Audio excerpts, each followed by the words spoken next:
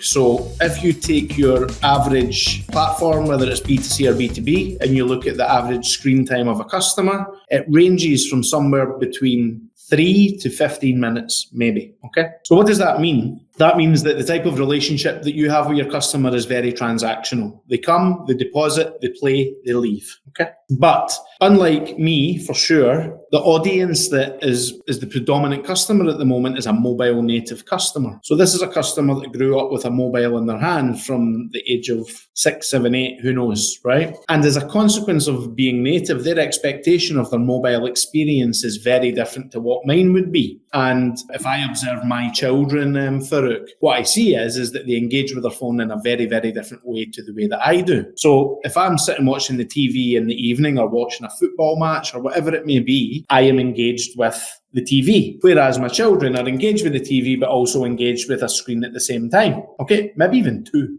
in all honesty. So they're looking at 3 screens at the same time. A laptop, a mobile, and the TV. It's incredible, right? But the point being is that they're engaging with the TV, they're engaging with a laptop, but what are they engaging with on their phone? Now, generally, it would be a TikTok, an Instagram, maybe a Netflix, something along these lines, some sort of casual game, whatever it may be. And if you look at the screen time that these guys have, it's an hour, 2 hours. TikTok, I mean, they were talking about banning it in the US because some kids were up at 6, 7 hours in one session, and losing their day on TikTok. So what my point is when I say that we're competing with these guys is I don't mean that we're competing directly, but what we're competing with them for is engagement. So when we're trying to create an experience within the casino and within the sportsbook that's more engaging for the customer, so it's no longer transactional and it's more entertainment based. So that could be around the lines of gamification, it could be some features that we have, but something to keep the customer coming back and be engaged with the casino experience